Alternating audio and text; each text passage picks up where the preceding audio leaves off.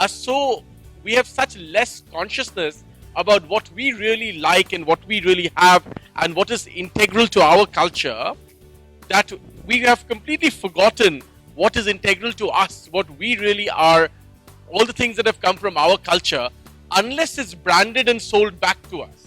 So Swami Vivekananda understood this 150 years ago.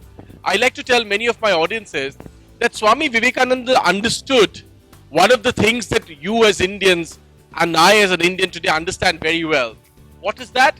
Well, what he understood was, in order for Indians at home to listen to you, what is the one thing you must do? What is the one thing that you must do before Indians at home like you or listen to you? Well, you must go to America, of course. Because why will Indians listen to you and why will they understand and, accept you unless you get a foreign stamp, right? Unless you've gone and won hearts and minds in America. And Vivekananda was the first person to do that. So Vivekananda was the first person who went to America, as you know, and spoke at the Chicago Parliament of Religions, spoke to this vast audience and told them about all the treasures that Indian philosophy and culture had, and won a huge audience around America and Europe. So Swami Vivekananda is really interesting because he's a man who went, like I said, 150 years ago and spoke to America when nobody really knew or understood what was really important about Indian philosophy and civilization. He went and spoke to them about the ideas that India could give to the world. Now, Swami Vivekananda is very interesting. How many of you have read anything about Swami Vivekananda? Anything? Do you know anything about him? Do you know that he was a monk? Do you know that he went to America? What else do you know about him? और क्या पता है आपको स्वामी विवेकानंद के बारे में? Anybody, anything? Yes, the gentleman there. He established Ramakrishna Mission. Of course, he established Ramakrishna Mission. And his statue is in Kanyakumari. Right, at Vivekananda Rock. Right? Famously where he meditated. Off the shores of Chennai. Yes. So Swami Vivekananda was this great philosopher who went 150 years ago to America and told them what was really important about Indian philosophy and civilization. But he also realized that you have to market your philosophy and civilization before the world understands it.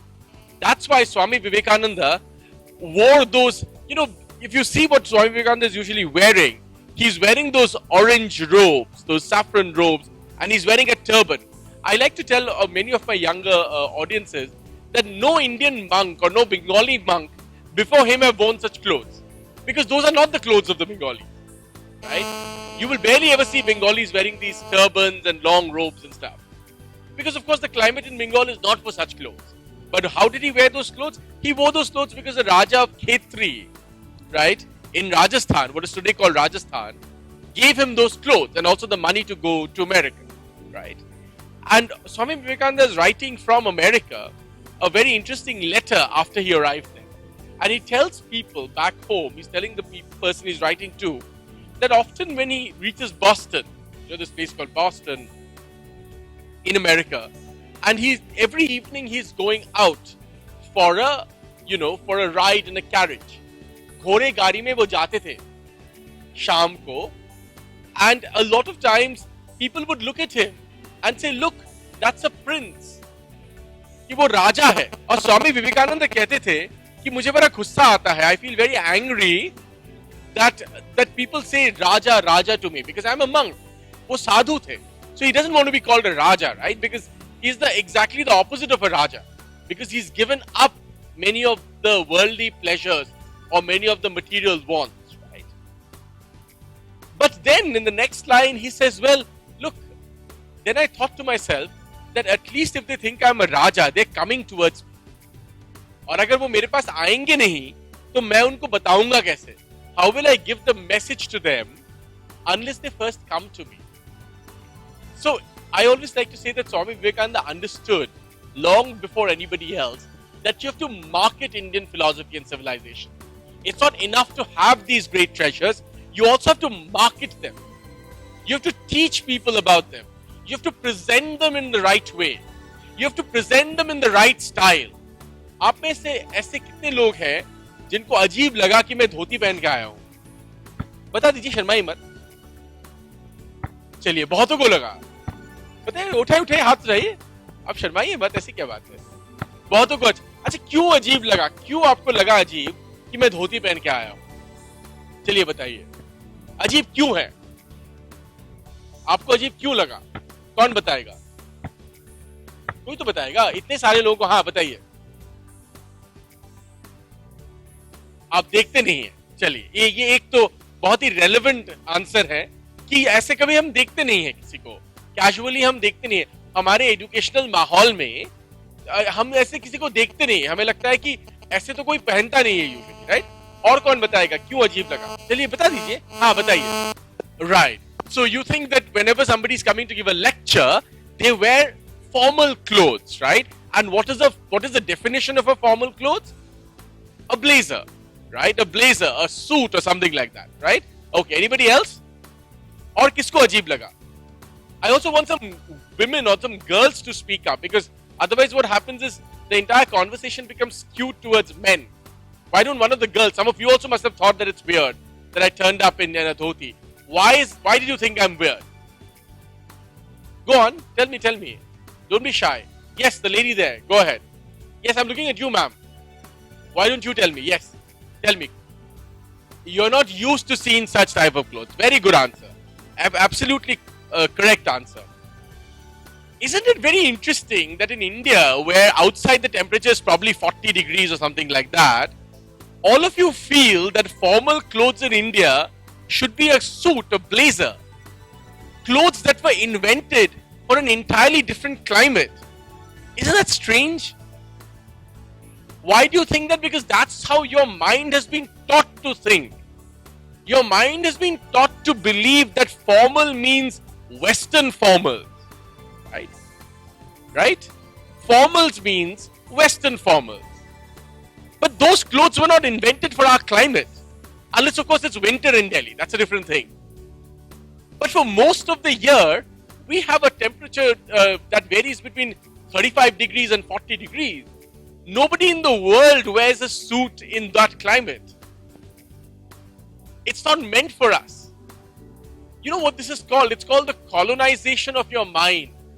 Your mind has been taught to believe that certain things must be true because you have seen them in a particular context. Why have you seen them in a particular context? Because people around you believe that anything that comes from the West must be appropriate for our context. It's not true. Funnily enough, if you go back only 30-40 years ago, a dhoti is formal wear. Right? In fact, a dhoti is so much of a formal wear that whenever we had occasions at home, like a wedding and so on and so forth, everybody would wear a dhoti. In Bengal, where I grew up, when you had the 5-day long, sometimes 10-day long festivities that would go on for Durga Puja, everybody wore a dhoti because it was the ultimate of formal clothing. You wore a nice embroidered kurta, you wore a nice colorful dhoti. That was the formal wear. If you look at all the photographs of, the great old Indian sort of, wealthy people or intellectuals, what are they wearing? They're mostly wearing a dhoti, a kurta and a shawl, right? A drape of some sort. Not necessarily made of wool, but some sort of drape, right?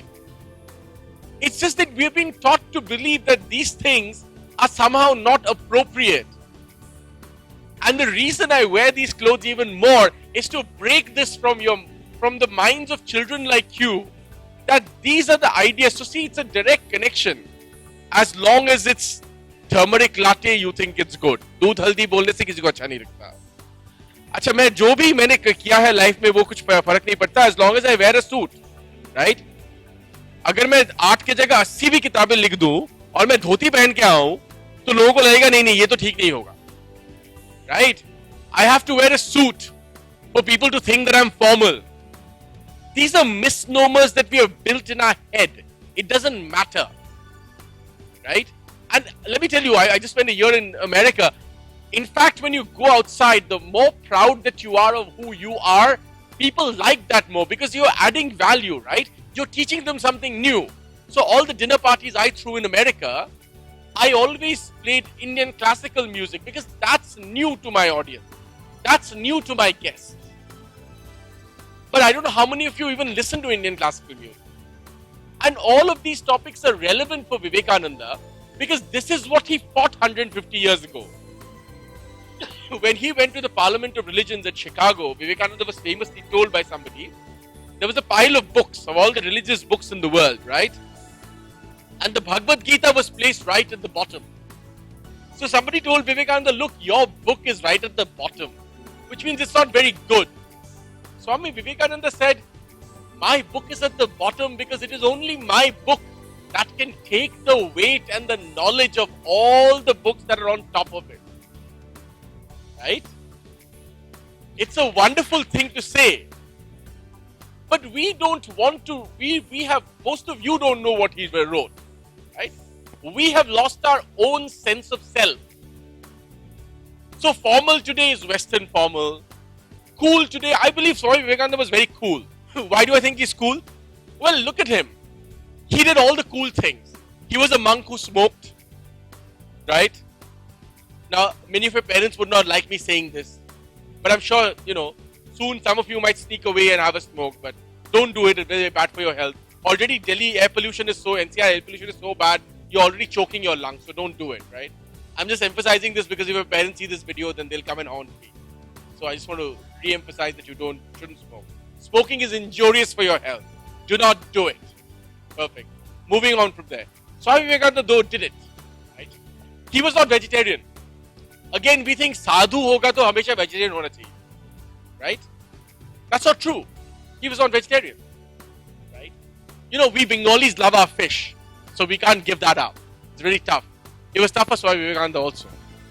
But he was not vegetarian. He is a man who clearly not only went to the world and spoke about India's great civilizational greatness, but he was also happy to question it. Right? आप में से कितने लोग हैं? I'm sorry, my throat is not very good today. But आप में से कितने लोग हैं जिसको घर पे कहा जाता है कि इसको मत छुओ, उसको मत छुओ, दाहिने हाथ से ये मत छुओ, बाएं हाथ से ये मत छुओ. There are some people, right? There are some people. There are many people. I always notice कि पहले एक दो बंदे हाथ उठाते हैं, फिर वो आस्ते आस्ते कॉन्फिडेंस बढ़ जाता है ऑडियंस. तो 150 साल पहले स्वामी विवेकानंद ने कहा था that we have such a old ancient tradition and civilization, पर हमने उसको छोड़ के we have brought our religion into don't touchism. And he said that ये अगर चलता रहा another 500 years that don't touch this, don't touch that in the kitchen, that we will go mad. And he said we do not have today Vedantism and Tantrism and Advaita Vedantism, all the great philosophical traditions of Hinduism. We have brought it down to don't touchism in the kitchen. Right? और ऐसा अगर चलता रहा, we'll all become mad. So he was happy to even question the tradition. That's why he was cool. I also sometimes tell my younger audiences that he was cool. How many of you listen to rock music? Everybody listens to rock music. You know, a lot of rock musicians died young, right? Many of them died very young. We're not going to go into why they died young, but they died young. I don't think it's family friendly to mention why they died young. But they died young, many of them. I often say that Swami Vivekananda was also very cool because he did that ultimate thing that rock stars only do. He died young. He also died at 39, He knew that for him to be immortal and become a rock star, he must die young, right? So he was cool in every way. He was a man who lost his temper. He was a man who went and told the West what was wrong about them. He was a man who furiously was able to market India's philosophies and civilizational values around the world. He was a man who, gave it back to his detractors. He was not a silent monk sitting somewhere. He was very human. That's why he was very cool. And he was unashamed to be Indian. What has happened to many of us today is we have become ashamed to be Indian. हमें लगता है हमारा जो भी है, भारतीय कपड़े पहनो तो कूल नहीं हो, भारतीय खाना खाओ तो कूल नहीं हो, right? भारतीय पहनावा हो तो कूल नहीं हो. Everything that is cool is Western. Everything that is not cool is Indian. This has been drilled into your head. So kurta pajama pehno to cool nahi ho. I always say in Delhi, I don't know how I see these people wearing at 40 degrees, 45 degrees, these jeans. Jeans were not meant for this weather. That's insanity. I often feel that among the drivers in Delhi, if all of them stopped wearing jeans, immediately half of the fights would disappear. लड़ाई होती रहती है ना रास्तों पे, इसने इसको ठोक दिया, उसने उसको ठोक दिया, इसने थप्पड़ मार दिया, ये सब 50% बंद हो जाएगा. Now the frustrations are coming from those clothes that they are wearing, right? That's a funny way of saying that we have drilled into our heads things that are inappropriate to our surroundings. Everybody wants to buy ugly SUVs in Delhi. Why? It's inappropriate. We don't have parking place, right? They're fuel guzzlers. We don't need this. Our air is polluted. We need better public transport. But nobody likes that. I mean, all the boys are not agreeing because, they also want an SUV. So they're like, oh yeah, this guy is like talking nonsense. हम हरियाणा के मुंडे हैं. हमें तो SUV चाहिए, They're like, what is all this rubbish? Right? So, but think about it. I'm urging you to think. Think hard about what is it that makes you Indian. Why are you Indian? I was giving a lecture to some college students in Punjab. I told them that maybe you will finally still immigrate to Canada, right? ये हो सकता है कि आप finally फिर Canada ही चले जाएं. That's okay. But before you've gone, तब तक तो सोच लो तुम भारतीय क्यों हो. चलो फाइनली कनाडा चले भी गए, और उसके पहले तो सोच लो. मजेदार बात यह है, जब वो लोग चले जाते हैं, जैसे अब मैंने बुक टूर किया अमेरिका में, एक बार अमेरिका जब पहुंच जाते हैं, देन देश की बड़ी याद आती है. So then they try to recreate home there, and then they become more fervent than the Indians. Like the Bengalis, I have seen that in America and stuff, the Bengalis worship festivals that in Bengal nobody has ever heard of, right? Because they miss home so much, तो वो पकड़ के रखते हैं, right? And Indians who have left in the 60s still think India is in the 1960s.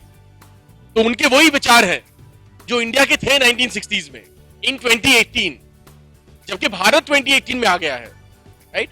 So these contradictions arise. I am urging you to think that what makes you, the lesson from Vivekananda's life at every. By the way, he was a great foodie. I'm sure many of you love food. He was a great foodie. He invented what the Bengalis have a unique recipe for khichdi, which was invented by Vivekananda, by the way. He was a monk who invented a recipe for khichdi, right? And he loved food. There's this great story कि वहाँ पे एक lecture देने गए और बाहर निकल के गाड़ी में आ रहे हैं विवेकानंद and somebody else, कोई और था उनके साथ. तो वो बाद में लिखते हैं कि मैंने बहुत देर तक देखा कि स्वामी जी वो चुप से हैं और कुछ सोच रहे हैं. तो मैंने सोचा ही थिंकिंग अबाउट गॉड, कुछ आध्यात्म के बारे में सोच रहे हैं, स्पिरिचुअलिटी के बारे में सोच रहे हैं, वगैरह वगैरह, राइट? तो बहुत देर तक चुप रहे. After some time I asked him कि स्वामी जी आप क्या सोच रहे हैं, what are you thinking, right? So मैंने सोचा कि वो जवाब देंगे कि I was thinking of some philosophical point, कोई आध्यात्म विचार के बारे में कोई इंट्रिकेट बातें बोलेंगे. तो वो आंख खोल के कहने लगे कि अब मुझे समझ में आया कि ये जो हमने खाया उसका रेसिपी क्या था. मैं बहुत देर से सोच रहा था इसमें क्या डाला है जो मुझे समझ में नहीं आ रहा है. तो बहुत देर सोच के मुझे लगा अच्छा ये डाला होगा खाने में. तो वो मेरे बड़े मजेदार बात. He was very human. He was not a distant sadhu कि कहीं पे बहुत दूर बैठे हैं और कुछ ज्ञान दे रहे हैं. ही was very like us. He was among us, right? He was a truly alive, a truly human monk. And he really taught, if there's one lesson to be learned from his life, that lesson is that he really taught the lesson of being human and being proud of being human, not just human, being Indian. Right? So, his idea that the Brahman, the God that lives within you, is that which makes you truly human, was integrated with the idea that you should be proud of where and from where you come from, who you are and where you come from, right? And if you're Indian, if you're Bharatiya, then your idea of who you are should come from and should be rooted to the traditions of India, should be deeply connected to the ideas of India. Tell me, how many of you think that India is backward? 1, 2, 3, 4. I'm sure there'll be many. Some are not raising their hands. Yes.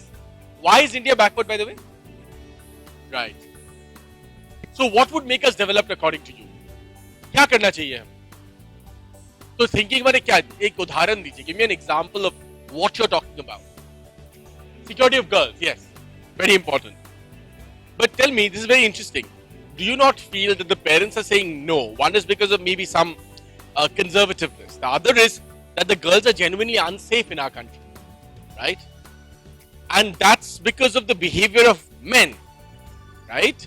This is, by the way, very interesting. This topic has come up. Swamiji was a great advocate of women's empowerment. He said in America again and again that India, his own university where he studied, Calcutta University, was admitting and giving graduation degrees to women long before it happened in America and many other parts of the Western world. So India was admitting and educating women in great universities like Calcutta University long before women were being admitted to great universities abroad, right? So why is it that today, from that tradition, today we are in a place where women and their parents are so scared that they don't want their children or they don't want their daughters to go out? ऐसा क्यों है?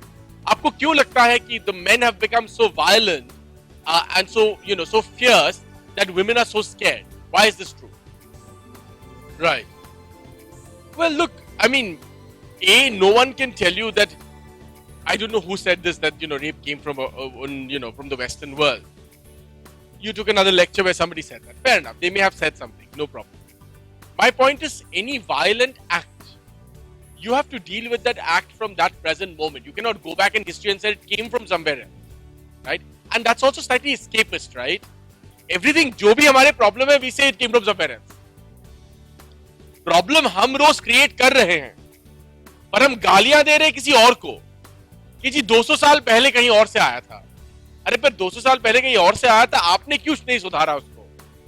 Right? Why didn't we fix it?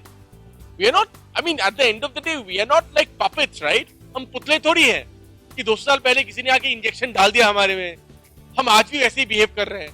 What does it say about us? Right? And if that's true, what does it, do you really want to be a puppet? No, you don't, right? You're a thinking individual. Why do you want to be a puppet? So there is something desperately wrong, no matter where it came from, right?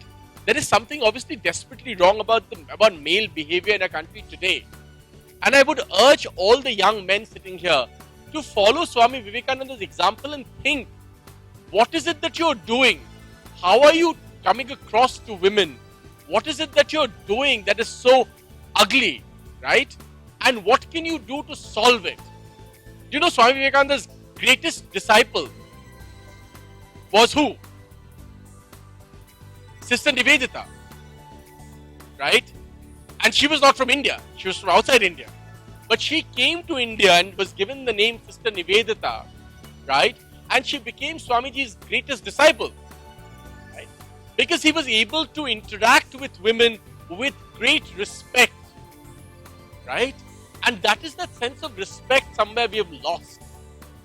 So it's really important, even on this topic, to go back to Vivekananda and realize that actually it's cool to be respectful to women. It's not cool to drive some ugly SUV and whistle at women and pass by, right? That is not cool. In fact, that is the opposite of cool. It is disgusting. It's absolutely not cool, right? But we see these. I mean, the fault is also lies in the kind of movies that are made and the kind of media that we see, right? Where we are saying, okay, if a woman, you go and ask a woman for a date and a woman says no to you, what is shown in the movies? That the guy says, "Arey, mujhe kaise na bol diya?" What a stupid, barbaric way to think, right? Imagine if tomorrow I came and asked you, what is your name? Saurabh. I came and told you, Saurabh, you have a nice, whatever, pen, okay? Will you lend your pen to me? And you tell me, no, I can't give it to you. Imagine if I said, "Arey, mujhe kaise na bol diya? Mujhe na bol diya? Main dikha dunga." You know, what a terrible way to think, right? What a horrible, barbaric way to think. At the end of the day, you're an individual and so are women and so is everybody else, right? Everybody is an individual. The individual, if you really want to call yourself liberal, which is what Swamiji was, a true liberal, I think Indian culture has a great emphasis on liberalism, on individuality, that people were themselves first, right? And you need to respect that individuality. You need to respect that that sense of liberalism that Indian culture inherently gives to us. That's why, remember, even in our goddesses are not all mild. I mean, you think of Durga and you think of Kali. I mean, we have fierce goddesses, right? Who are more powerful than even the gods. So we have a tradition of equality, we have a tradition of liberalism, which we have forgotten.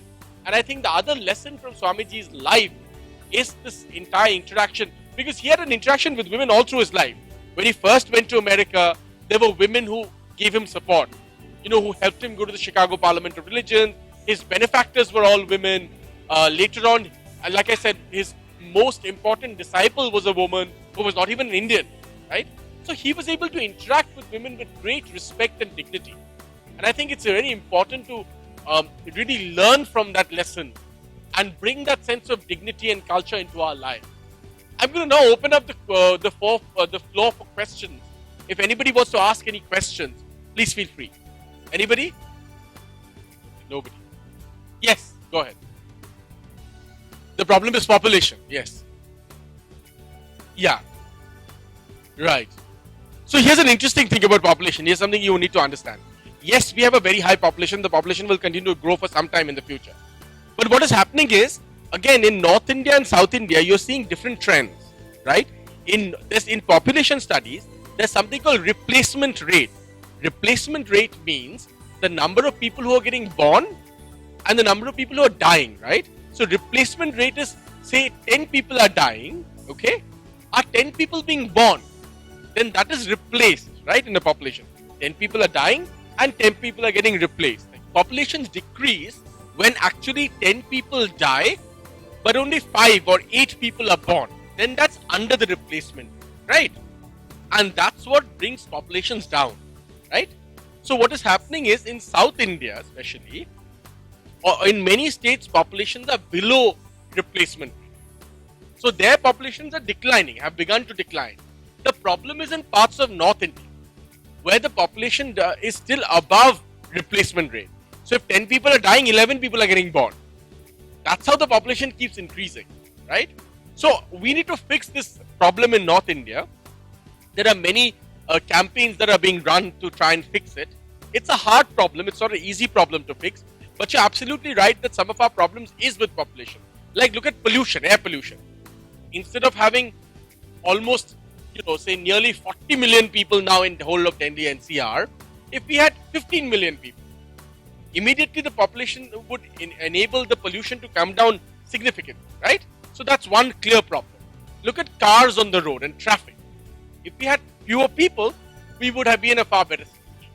So the replacement rate is what we are trying to work with in northern India especially. Yes, go ahead.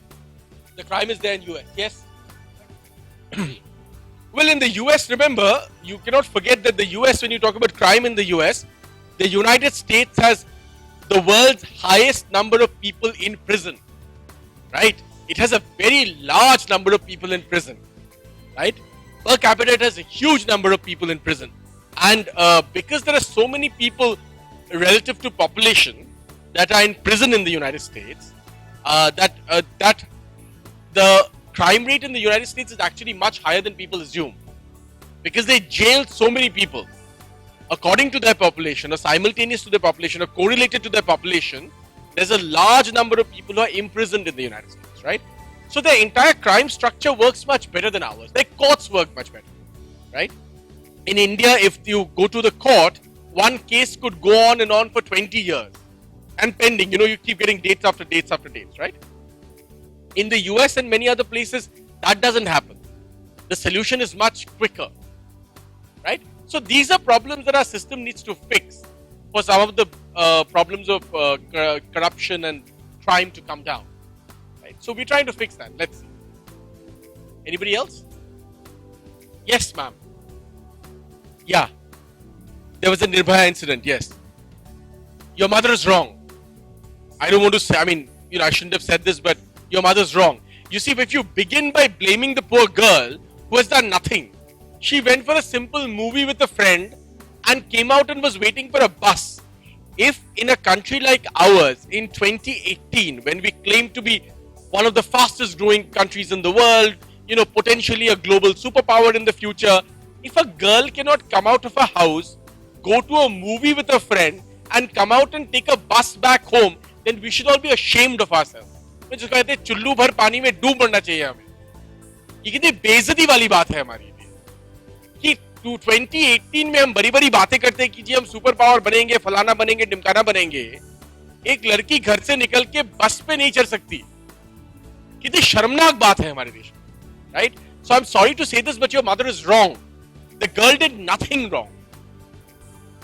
Yeah, but you see, your mother has also been conditioned by the society around. You have to understand where your mother is coming from, right? She basically only wants you to be safe. Her real worry is that you should be safe, right? So she's saying all these things because of the world she sees around herself, right? Which is fine. वो अपनी जगह पे है. But in our generation, we cannot tolerate this, right? I mean, imagine 20 years later, you will be telling your daughter कि नहीं तुम लड़की हो घर पे बैठे रहो. इतनी शर्मनाक बात है हमारे लिए. वरना हम बड़ी बड़ी बातें करते हैं कि जी देखिए हमारे बैंकिंग सिस्टम में everybody is the top bankers are all women and all of that हम कहते हैं.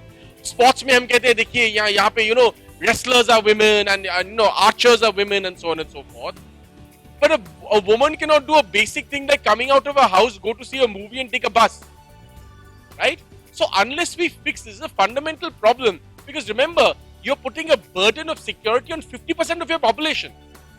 Women are 50% of our population, right? Imagine if 50% of your population feels insecure, what kind of a country are we? Right? And then we say, oh, look at our great masters. Everybody from Gandhiji to Swami Vivekananda, everybody always had a great relationship with women. They kept on saying, you must respect women and so on and so forth. हमने कुछ नहीं सीखा. Right? हम जाहिल के जाहिल रह गए. So then, what is who's to blame? Right? It is not that our forefathers were to blame. Our forefathers clearly said again and again, the founding fathers of our country, before that all the great sages and all the great masters consistently said you must respect women. Right? Today we are only looking at Salman Khan movies and behaving like Salman Khan in the movies. So then, right? And not just Salman Khan. Let's not pick on one poor Bollywood star. I mean, everywhere. I saw that horrible movie called Ranjana. That movie is all about stalking. That poor girl is saying no to him 100 times. It's horrible.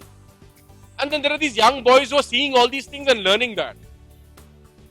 We are creating a culture of violence, where a woman, if she says no to something, must be bludgeoned and coerced into submission. It's about power. And it's a terrible thing. We must understand that it's a terrible thing. As much as men have the right to say no, women have equal right to say no. And we must ensure that we give the woman the privilege, which is not a privilege at all, actually. But in our society, it becomes the privilege to say no. So your mother is wrong. She's a byproduct of the society that she sees around you. She means well for you. She wants you to be safe. But the method that she's saying for you to be safe is a shame on our society. That's my point. Right? At the day, worshipping God is an individual thing. You may worship God by reading the Hanuman Chalisa 500 times a day. That's perfectly fine. Somebody else might worship God just by sitting quietly in one place for 10 minutes in a day. Let me give you an example again from Vivekananda's own life, right? After Vivekananda died, the Ramakrishna Mission has two kinds of mandirs, right? दो तरह के मंदिर हैं Ramakrishna mission में. एक है classic Ramakrishna mission मंदिर. वहां पे क्या होता है? You go and you see in the temple, there is a statue or there is a photo of Ramakrishna Paramhans, who was the spiritual guru of Swami Vivekananda, Sharda Devi, his spiritual consort, and Swami Vivekananda. इन तीनों की photo या मूर्ति होता है usually, right? But Swami Vivekananda himself created a different kind of temple called Advaita Ashram, जहां पे कुछ नहीं होता है. If you go to, अगर आप जाएं अद्वैत आश्रम में, उत्तराखंड में एक बहुत, मायापुर में बहुत एक बढ़िया अद्वैत आश्रम है, वहां पे अगर जाएं, there is nothing there. It's an empty hall where you're supposed to go meditate. Because they say God is what? It's the Brahman, right? God is all around you. God is everywhere. In fact, everything is God, right? So there you just go and meditate, right? ये एक बड़ी मजेदार कहानी है कि एक बार क्या हुआ, there were some people who went to Advaita Ashram. तो वहाँ पे जो लोकल स्वामी जी थे उनके पास जाके उन्होंने कहा कि हम आए हैं. So he was like बहुत अच्छा है आप आए हैं अच्छा ठीक है आप जाके थोड़ा प्रणाम कर लीजिए उसके बाद बातें करते हैं. So they went to the मंदिर. वो 5 मिनट में वापस आ गया है और कहने लगे अरे यहाँ पे तो महाराज कुछ है ही नहीं. तो he was like but वो भी हंसने लगे. पर क्योंकि वहां पे तो that's the point right that the Brahman is everywhere. हर जगह भगवान है राइट. इसीलिए वहां पे मूर्ति नहीं रखते. पर उनको पता नहीं था ना. उनको लगता था मंदिर मतलब ही मूर्ति होना चाहिए.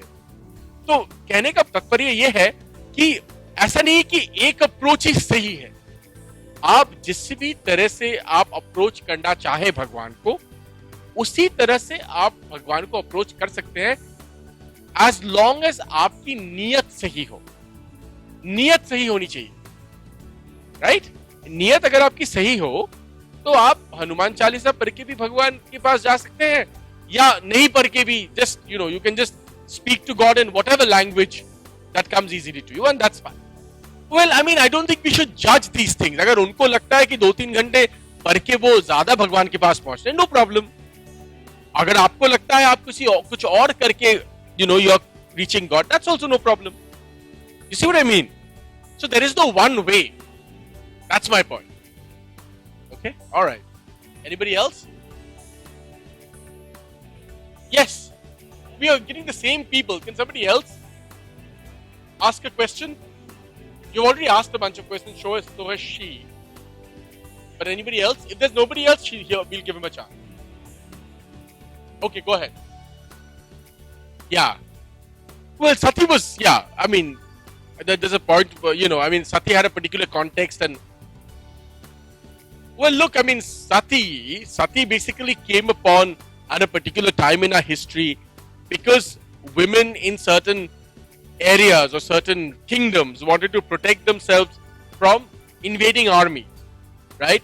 So when invading armies used to come, they would not only kill the king, but they would also, rape the women and kill them and so on and so forth.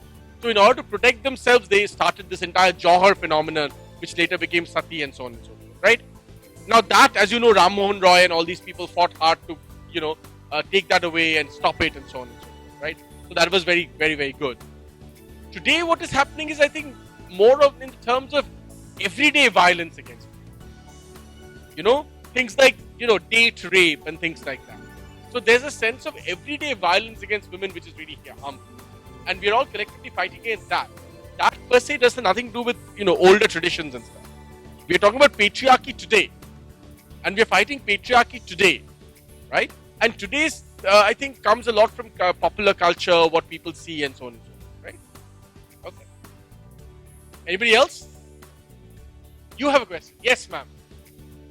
Oh yeah, Vivekananda was actually, I mean, I shouldn't say this to students, but he was very, very intelligent. So, it's what happens to intelligent students sometimes, right? They're often bored in class because they've already reached a different level, right?